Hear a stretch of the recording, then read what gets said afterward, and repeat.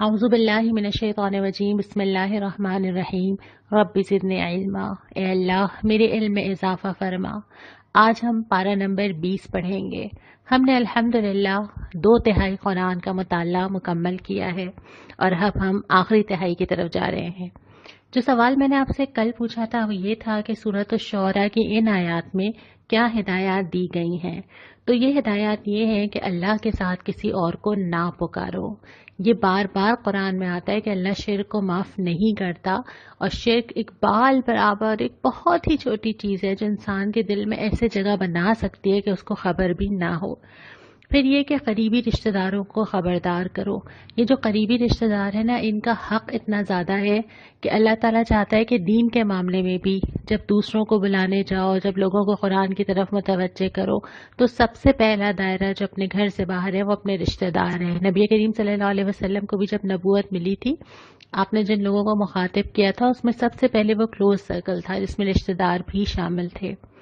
اس کے بعد فرمایا کہ ایمان لانے والوں کے ساتھ تواضع سے پیش آؤ، نرمی کے ساتھ، عاجزی کے ساتھ۔ اللہ سے تعلق کی نشانی یہ ہے کہ انسان کے اندر نرمی پیدا ہو جاتی ہے اور اللہ کی مخلوق سے محبت پیدا ہو جاتی ہے، اکڑ نکل جاتی ہے اور لوگوں کی قدر آنے لگتی ہے۔ اس کے بعد اگلی چیز یہ ہے کہ اس زبردست اور رحیم ذات پر توکل کرو، یعنی اپنے سارے معاملات اللہ رب العالمین کے ہاتھ میں دے کے بے فکر ہو جاؤ، کیونکہ وہ زبردست ہے اور تمام چیزیں اسی کے ہاتھ میں ہیں۔ تو نہایت ہی مضبوط سہارا ہے اگر تم نے اللہ رب العالمین کو تھام لیا۔ اس کے بعد پارہ نمبر 20 شروع ہوتا ہے، اور شروع ہی میں اللہ تعالیٰ نے بہت سارے سوال کیے، اور ایک لفظ شروع کا ہے امن، کون ہے؟ اور یہ جتنی چیزیں گنوائی ہیں اس میں نہ میرا اور آپ کا کوئی کمال ہے، نہ میری اور آپ کی کوئی طاقت ہے، نہ کوئی اور ہے جس کو کرتے دیکھا ہے۔ تو ایک ایک کر کے اللہ تعالیٰ نے وہ احسانات گنوائے ہیں، اور وہ کیا کیا ہیں؟ زمین اور آسمان جس کو ہم استعمال کرتے ہیں، جس میں ہم سکون سے بیٹھے ہوئے ہیں، جو نہ ہل رہی ہے نہ مجھے لے کے لڑک رہی ہے۔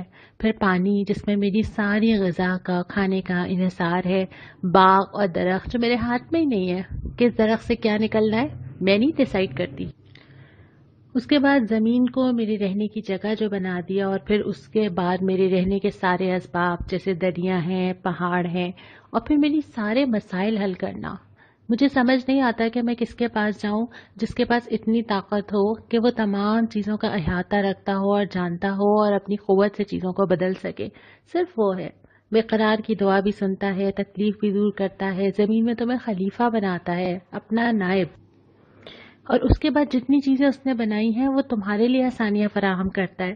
خشکی اور سمندر کی تاریکی میں راستہ دکھانا، ہواؤں کا چلنا پیدا کرتا ہے، اور ایک دفعہ نہیں، 2 دفعہ اور کئی جب تک چاہے جتنی دفعہ چاہے پیدا کر دے، اس کے لیے تو کوئی مشکل نہیں ہے۔ پھر آسمان اور زمین سے رزق اتارتا ہے، انتظام کرتا ہے۔ یہ سارے سوال اٹھانے کے بعد جواب ایک ہی ہے، اِلٰہٌ مع اللہ، کہ اللہ کے سوا کوئی اور خدا ہو سکتا ہے؟ 2 خدا ہوتے تو نظام بگڑ نہ جاتا۔ تو یہ ساری نشانیاں تو کھلم کھلا تمہیں دکھا رہی ہیں کہ ان سب کے پیچھے کوئی ایک ہستی ہے۔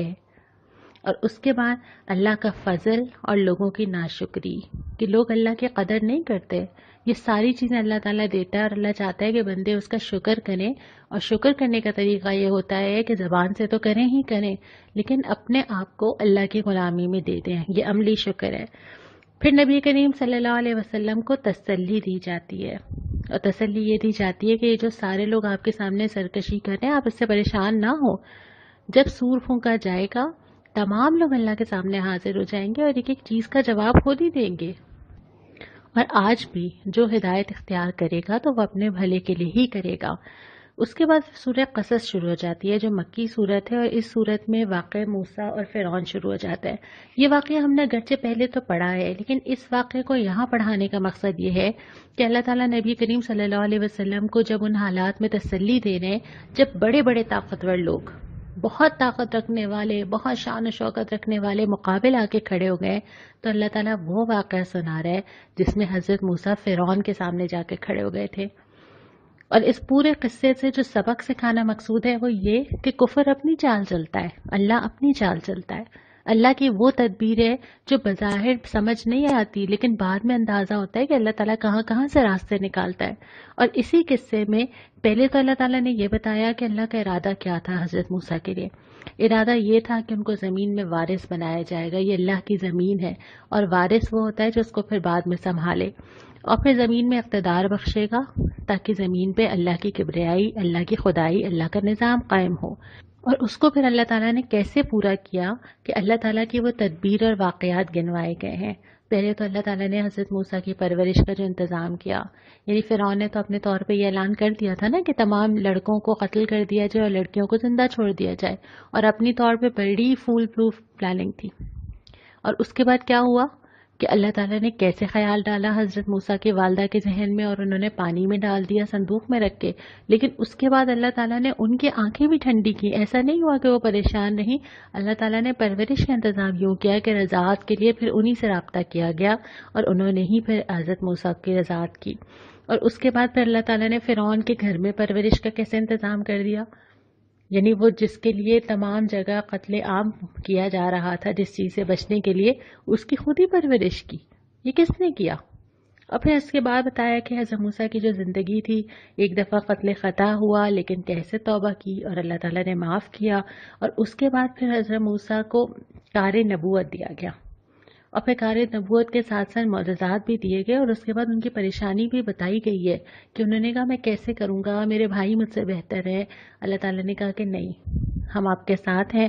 اور اس کے بعد حضرت موسیٰ نکلتے ہیں تو پھر فرعون کو چیلنج کرتے ہیں، فرعون کو چیلنج کرتے ہیں، اور اس کے بعد اس پوری صورتحال میں وہاں سے مدد ملتی ہے جہاں سے سوچا بھی نہیں تھا، فرعون کے اپنے دربار سے، اس کے اپنے بلائے ہوئے جادوگروں سے، یعنی کہ وہیں سے فورس فراہم ہو جاتی ہے، وہاں سے تو کبھی بھی نہیں سوچا ہوگا۔ تو یہ جو پورا ایک سیکوینس بنتا ہے حالات کا، اس میں اللہ تعالیٰ کی مشیت الگ ہی کام کر رہی تھی۔ اگر آپ اس کو الگ الگ ڈیوائڈ کریں تو بہت مشکلات ہیں زندگی میں، لیکن مجموعی طور پہ اللہ غیر محسوس طریقے سے ان کا اقتدار کے لیے راستہ بنا رہا تھا۔ اور اس کے بعد فرمایا، اے نبی صلی اللہ علیہ وسلم، ان سارے واقعات کے وقت آپ نہیں تھے، یہ اللہ آپ کو سنا رہا ہے، اور اسی لیے سنا رہا ہے کہ آپ کو مضبوطی عطا ہو۔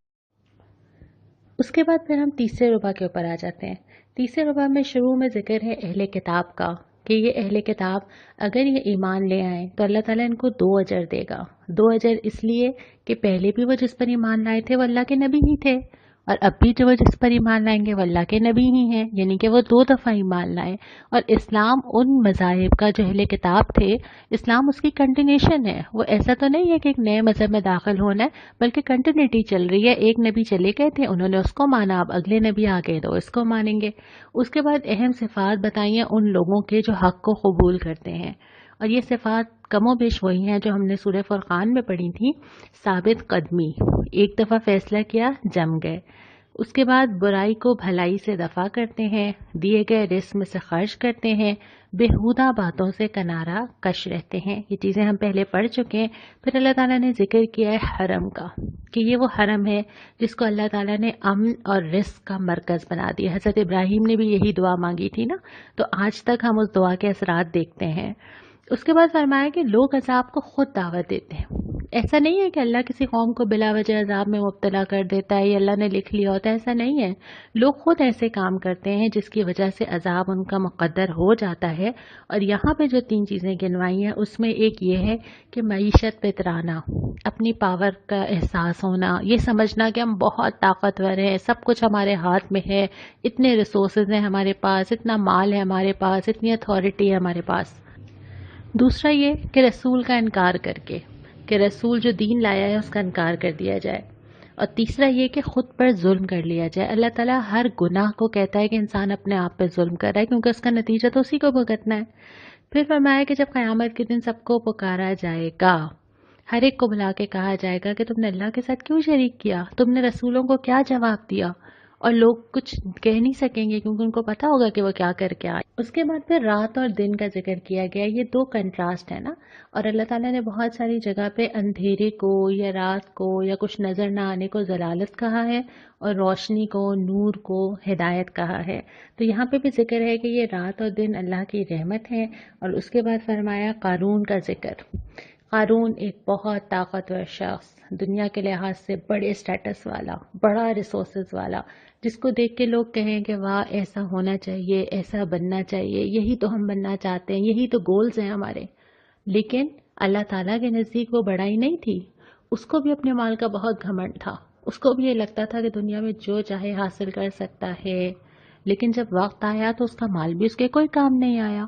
تو یہاں پہ کہنے کا مقصد یہ ہے کہ اللہ کے نبی صلی اللہ علیہ وسلم سے بھی کہا جا رہا ہے کہ جو لوگ آپ کو بڑے نظر آ رہے ہیں اللہ کے نزدیک وہ بڑے نہیں ہیں، اور ہم سے بھی کہا جا رہا ہے کہ انسان جن چیزوں کی وجہ سے اپنے آپ کو بڑا سمجھتا ہے، ہمیں یہ لگتا ہے کہ ہاں یہ چیزیں طے کرتی ہیں کہ ہمارا سٹیٹس کیا ہے، ہم لوگوں کی نظر میں کیا ہے، کبھی ہمارا گھر، کبھی ہمارے گھر کی ڈیکوریشن، کبھی ہماری چیزیں، کبھی ہمارے کپڑوں پہ لگے ہوئے مختلف برانڈز کے ٹیگز، بہت ساری چیزیں ہمارے ہاتھ میں پکڑا ہوا سیل فون، اور بہت ساری چیزیں ہیں جس سے ہم سمجھتے ہیں کہ ہاں یہ دنیا میں معیارات ہیں بڑائی کے، اور ایسی ہی چیزوں پہ ہم لوگوں کو رشک سے دیکھتے ہیں۔ اللہ تعالیٰ فرماتا ہے کہ بڑائی یہ نہیں ہے، بڑائی یہ ہے کہ آدمی اللہ کی نظر میں بڑا ہو۔ تو قارون جیسا شخص بھی اللہ کی نظر میں بڑا نہیں تھا، اور جب وقت آیا تو اللہ نے اس کو بھی پکڑ لیا۔ اس کے بعد فرمایا کہ یہ قرآن تم پر فرض کیا گیا ہے۔ ہم نے یہ بات پہلے بھی کی تھی نا سورہ نور کے شروع میں کہ یہ آیتیں تمہارے اوپر فرض کی گئی ہیں۔ فرض کا مطلب یہ ہے کہ جس کا ادا کرنا ضروری ہے۔ تو یہ قرآن کا اٹھانا کوئی آپشنل نہیں ہے کہ جب مجھے وقت ملا تو میں نے اٹھا لیا، ابھی میں گھر میں ہوں تو میں نے زیادہ ٹائم دے دیا، اچھا کبھی دیکھیں گے کہ اس میں کیا لکھا ہے۔ نہیں، یہ ویسے ہی فرض ہے جتنی فکر ہمیں اپنی ان عبادات کی ہوتی ہے جو ہمارے اوپر فرض کی گئی ہیں۔ تو اس قرآن کا پڑھنا، اس قرآن کو سمجھنا، اور اس قرآن میں جو کچھ لکھا ہے اس پہ عمل کرنا فرض ہے۔ اور آخر جو صورت کا کیا نا کہ فرما روائی تو اسی کی ہے، ساری چیزیں اس کے ہاتھ میں ہیں، اور اگر وہ تمہیں کہتا ہے کہ تم اس کی راہ میں آؤ تو یہ تمہارا فائدہ اس کا فائدہ نہیں ہے، ہر چیز پر وہ قادر ہے۔ اور یہاں پہ اس صورت کا اختتام ہوتا ہے۔ اس کے بعد جب چوتھا ربع شروع ہوتا ہے تو سورہ عنکبوت جو کہ مکی صورت ہے وہ شروع ہوتی ہے۔ فرمایا یہ کہ کیا ان لوگوں نے یہ سمجھ لیا ہے کہ یہ چھوڑ دیے جائیں گے؟ بہت ہی ہلا دینے والی یہ آیت ہے۔ کیا ان لوگوں نے سمجھا ہے کہ اللہ آزمائے گا نہیں، اللہ دیکھے گا نہیں، اللہ چھانٹے گا نہیں؟ کیا آپ کو لگتا ہے ایسا ہو جائے گا؟ ہم سارے کے سارے لوگ، ہم ایک ساتھ جنت کا دروازہ کھلے گا اور سب ایک جیسی جنتوں میں داخل ہو جائیں گے؟ نہیں ہوگا ایسا۔ یہ کیسے ہو سکتا ہے؟ میں اپنی زندگی میں اپنے دوستوں کو چھانٹتی رہتی ہوں، مجھے پتا ہوتا ہے کہ مجھے کس سے ٹرمز رکھنے، کس سے نہیں رکھنے۔ بہت زیادہ فرینڈ سرکل ہے میرا، لیکن میں نے اس کے اندر بھی لوگوں کو کیٹیگرائز کیا ہوا ہے، کون کلوز ہے، کون نہیں ہے، کون مشکل میں کام آنے والا ہے، کون ایسا ہے کہ جس کے ساتھ صرف ملا جا سکتا ہے۔ تو اللہ کیوں نہیں کرے گا؟ اللہ بھی تو حالات لا لا کے یہی کام کرتا ہے نا، کہ اللہ دیکھتا ہے کہ اچھا اس میں سے اصلی والے کون سے ہیں۔ پھر فرمایا کہ جو مجاہدہ کرے گا، جد و جہد کرے گا، وہ اپنے بھلے کے لیے کرے گا۔ اور اس کے بعد والدین کی اطاعت کی حدود آ جاتی ہیں کہ والدین کی اطاعت کی جائے گی، لیکن اگر وہ شرک کا حکم دیں گے تو ان کی اطاعت نہیں کی جائے گی۔ پھر فرمایا کہ ہر شخص اپنے ساتھ ساتھ دوسروں کے بوجھ بھی اٹھائے گا۔ یہ ہم نے پہلے بھی اس پہ ایک دفعہ بات کی ہے کہ ہر شخص جو ہے وہ ایک کام تو وہ ہے جو وہ خود کر رہا ہے، اور ایک کام وہ ہے جو وہ دوسروں کو سکھا رہا ہے۔ اس میں یہ تو نہیں ہو سکتا کہ کوئی انسان اپنا گناہ کسی اور کے اوپر ڈال دے، جیسے ہم نے پہلے پڑھا تھا کہ کچھ لوگ شیطان کے اوپر ڈالنا چاہیں گے، کچھ آباء و اجداد کے اوپر ڈالنا چاہیں گے، سب ہاتھ اٹھا لیں گے نا کہ نہیں نہیں بھائی ہم نے تو نہیں کہا تھا تم سے کرنے کو۔ اور ابھی بھی اگر میں اپنا کیس بناؤں کہ میں آخرت کے لیے کوشش نہیں کر پاتی، کیوں میں گناہ کرتی ہوں، تو میری ایک پوری چارٹ شیٹ ہوگی جو میں دوسروں کے خلاف بنا رہی ہوں گی، اس کی وجہ سے، اس کی وجہ سے، اس کی وجہ سے۔ اللہ تعالیٰ یہ تو نہیں کرے گا کہ میں کسی اور کے اوپر بلیم ڈال دوں۔ اپنا کام، اپنا گناہ، اپنا ثواب، اپنی زندگی، اپنی کوشش اپنی ہی ہے۔ البتہ جو ہم اثرات چھوڑتے ہیں دوسرے لوگوں پر، معاشرے پر، اولاد پر، گھر پر، رشتہ داروں پر، یہ ساری چیزیں ہمارے کھاتے میں آتی ہیں۔ کبھی کبھی ہمیں ایک ایسی چیز شروع کر دیتے ہیں اور پھر ہم خود بھول جاتے ہیں، اور وہ کہاں کہاں تک چلتی جاتی ہے۔ اور کبھی کبھی ہم ایک اچھی چیز کر جاتے ہیں، ہم بھول جاتے ہیں، لیکن وہ کہاں تک چلتی چلی جاتی ہے۔ تو یہ جہاں تک اثرات جائیں گے، اس میں ایک چیز تو یہ ہے کہ آپ نے نیکی کی کوئی بات بتا دی اور وہ چلتی چلی گئی، ایک چیز یہ ہے کہ آپ نے کسی کی غیبت کر دی، کسی کی کوئی کمزوری آپ کے علم میں آئی اور آپ نے وہ آگے پہنچا دی، اور وہ کہیں سے کہیں چلتی جا رہی ہے، کسی کے بارے میں آپ نے کوئی بدگمانی کی، کسی کی کوئی عزت پہ کوئی بات آئی اور آپ نے وہ آگے پہنچا دی، تو وہ چیزیں تو چلتی چلی جائیں گی، ایک کان سے دوسرے کان چل رہی ہے، کسی کا گھر خراب ہو رہا ہے، کسی کے تعلقات خراب ہو رہے ہیں، خاندانوں میں وہ چلتی چلی جا رہی ہیں، ذمہ داری سب مل کر اٹھائیں گے۔ تو انسان جب قیامت کے دن پہنچے گا تو بہت بڑا خسارہ تو یہ ہوگا نا کہ اپنے ساتھ ساتھ کہاں کہاں سے نکل کے آ رہی ہوں گی چیزیں، کیونکہ مجھے تو نہیں یاد کہ میں نے پچھلے ہفتے، اس سے پچھلے مہینے اور اس سے پچھلے سال کیا کیا بول دیا، کیا کیا گزر گیا، اور جب وہ نکل کے آئے گا تو کہیں اور سے کوئی گٹھری ایسی نہ آ جائے جو کہ مجھے یاد بھی نہ ہو۔ اس کے بعد پھر فرمایا کہ تمام وہ قومیں جو بڑائی کے زوم میں تھیں، بہت ساری قوموں کا ذکر آیا قرآن میں کہ وہ سبھی ہی سمجھتی تھیں کون پکڑے گا ہمیں، اتنی طاقت ہے ہمارے پاس، کوئی ہے، بلکہ یہ جسارت کرتی تھی کہ نبی سے کہتی تھی کہ لے آؤ نا عذاب آ جائے۔ ہوا کیا پھر؟ کھنڈرات، آخر کار انجام آج ہم عبرت سے ذکر کر رہے ہیں، نام و نشان نہیں ہے ان قوموں کا۔ اور اس کے بعد میں مثال دی ہے مکڑی کے گھر کی، کہ جو مکڑی کا گھر ہے انتہائی کمزور، ہم نے دیکھا ہے نا ہم سب نے کیسا ہوتا ہے، بہت تانے بانے ہوتے ہیں، بہت ڈیٹیلنگ ہوتی ہے، کتنا کمزور۔ تو یہ جو انسان جو گھر بناتا ہے نا ان لوگوں پہ، اللہ کے علاوہ کسی اور پہ بھروسہ کر کے انسان جو دنیا میں جگہ بناتا ہے، اس کی مثال اس مکڑی کے گھر کی جیسی ہے۔ اور اس میں وہ ساری چیزیں بھی شامل ہیں جو انسان کسی اور پہ بھروسہ کر کے بناتا ہے۔ اللہ تعالیٰ جو نظام مجھے اور آپ کو دیتا ہے نا، ابھی تک ہم نے جتنا قرآن پڑھا، اس میں قانونی نظام بھی ہے، اس میں سیاسی نظام بھی ہے، اس میں سزائیں بھی ہیں، اس میں معاشرتی نظام بھی ہے، گھر کے اندر گھر کے باہر ریاست نے کیا کرنا ہے، ہر چیز اس میں آ رہی ہے۔ پھر اس میں آئلی نظام بھی ہے، خاندانوں کے اندر کیسے رہنا ہے، نکاح کیسے، طلاق کیسے، معاملات کیسے، خرچ کیسے، یہ ساری چیزیں جو اللہ تعالیٰ نے نازل کی ہیں، ان کے پیچھے اللہ تعالیٰ کا بہت زیادہ علم اور حکمت اور قدرت شامل ہے۔ اب جب انسان اس کو چھوڑ کے اپنی عقل کے مطابق فیصلے کرتا ہے، ایک تو یہ ہوتا ہے کہ وہ ہر تھوڑے دن بعد اس کو ریوائز کرتا ہے، کیونکہ لگتا ہے کہ اچھا یہ صحیح نہیں تھا، اچھا یہ فلسفہ غلط ثابت ہو گیا، اب کچھ اور کیا جائے۔ دوسری بات یہ کہ وہ ایک تارے عنکبوت کی طرح ہے، کیونکہ اس کی کوئی بیس ہی نہیں ہے، جیسے ایک مکڑی کے جالے کی کوئی بیس نہیں ہوتی نا، ذرا سا ہلا اور اکھڑ گیا، ایسے یہ چیزیں جن کی بنیاد ہماری کم علمی پر یا اللہ کے علاوہ کسی اور کی اطاعت پر ہوتی ہیں، یہ بالکل ایسے ہی ہوتی ہیں کہ ان کی کوئی طاقت نہیں ہوتی، کوئی مضبوطی نہیں ہوتی، بظاہر نظر آئیں گی ایک ہوا چلی اور اڑا کر لے گئی نا۔ اسی طرح جو اللہ تعالیٰ کی دی ہوئی چیزیں ہیں، ان کی بنیاد چونکہ خالق حقیقی ہے، اس کو معلوم ہے اس کائنات کے بارے میں، تو اس میں ہی میرے اور آپ کے لیے عافیت ہے، اسی میں پناہ ہے، وہی صحیح سسٹم ہے جو میرے سارے پرابلمس کو حل کر سکتا ہے۔ اور یہاں پہ جب یہ سپارہ ختم ہوتا ہے تو جو سوال مجھے آج آپ سے کرنا ہے، میں نے قارون کا ذکر کیا تھا آپ کے سامنے، آپ نے مجھے یہ بتانا ہے کہ قارون کو اس کی قوم نے کیا کہا تھا۔ آپ کی مدد اس لیے کر دیتی ہوں کہ ظاہر پورا سپارہ ہے، آپ سورہ قصص کے آخری 3 رکوع میں تلاش کیجئے کہ قارون سے اس کی قوم نے کیا کہا تھا۔ 2 دعائیں اس کے اندر آئی ہیں، ایک تو آیت نمبر 16 سورہ قصص اور ایک آیت نمبر 24۔ یہ دعا ہم پڑھ لیتے ہیں، بہت ہی پیاری دعا ہے۔ رب انی لما انزلت الی من خیر فقیر، اے پروردگار جو خیر بھی تو مجھ پر نازل کرے میں اس کا محتاج ہوں۔ بہت پیاری دعا ہے، کیونکہ مجھے تو ضرورت ہے ہر چیز کی، اور مجھے پتہ بھی نہیں ہے کہ میرے لیے اچھا کیا ہے، تو میری حاجت یہ ہے کہ اللہ تعالیٰ میری ضرورت مجھے دے دے۔ اب اس خیر میں دنیا کی ضرورت تو ہے ہی ہے، لیکن سب سے بڑی ضرورت ہماری کیا ہے؟ ہدایت۔ تو اللہ تعالیٰ ہمیں ہر قسم کا خیر دے، دنیا کا خیر، آخرت کا خیر، اور ہدایت عطا فرمائے۔ کل ہم انشاءاللہ تعالیٰ پارہ نمبر 21 شروع کریں گے۔ وآخر دعوانا ان الحمدللہ رب العالمین۔